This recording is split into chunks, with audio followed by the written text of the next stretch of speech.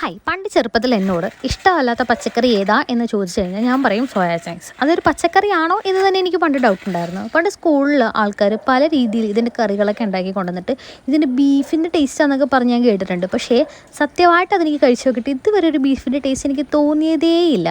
പക്ഷേ ഞാനിത് ഇങ്ങനെ ഉണ്ടാക്കി നോക്കിയപ്പോൾ എന്താണെന്നറിയില്ല, എനിക്ക് ഭയങ്കരമായിട്ട് ഇഷ്ടപ്പെട്ടു. ഇതുവരെ സോയാ ചങ്ക്സ് കഴിക്കാത്ത എനിക്ക് 29ാമത്തെ വയസ്സിൽ ഞാൻ സ്വന്തമായി എനിക്ക് വേണ്ടി ഉണ്ടാക്കിയൊരു പലഹാരമാണ് ഈ കണ്ടുകൊണ്ടിരിക്കുന്നത് കേട്ടോ. ഇതെനിക്ക് വേണ്ടി ഉണ്ടാക്കിയെന്ന് പറയാൻ പറ്റില്ല. നമ്മുടെ വീട്ടിൽ തക്കുട് വന്ന് നിന്നിട്ടുണ്ടായിരുന്നു. അപ്പോൾ തക്കുടിന് സോയ ഇഷ്ടമാണെന്ന് പറഞ്ഞപ്പോൾ എന്തെങ്കിലും ഒന്ന് ഉണ്ടാക്കി കൊടുക്കാമെന്ന് വിചാരിച്ച് ഞാൻ വലിയ സോയ ചങ്ക്സ് വെച്ചിട്ട് ഒരു 65 പോലത്തെ ഒരു ഐറ്റം ഉണ്ടാക്കി. പക്ഷേ അതിനേക്കാളും എനിക്ക് ഇഷ്ടപ്പെട്ട അച്ഛൻ അറിയാണ്ട് വാങ്ങിക്കൊണ്ടുവന്ന ഈ കുഞ്ഞ് സോയ ചങ്ക്സ് വെച്ച് ഉണ്ടാക്കി നോക്കിയതാണ്. അബദ്ധമാണെങ്കിലും പക്ഷേ ഉണ്ടാക്കി കഴിഞ്ഞപ്പോൾ അടിപൊളിയായിട്ട് തോന്നി കേട്ടോ. അപ്പോൾ ഈവനിങ് ഒക്കെ നമുക്ക് വെറുതെ ഇരുന്ന് കുറിക്കാൻ പറ്റിയൊരു സ്നാക്കാണ്. നല്ല കപ്പലിൻ്റെ വറുത്ത പോലെയൊക്കെ ഇരിക്കുന്നത്. അപ്പോൾ നിങ്ങൾക്ക് ആർക്കെങ്കിലും സോയ ചങ്ക്സ് ഇഷ്ടമല്ലെങ്കിൽ ഇങ്ങനെയും കൂടെ ട്രൈ ചെയ്ത് നോക്കാം. സംഭവം അടിപൊളിയാണ്.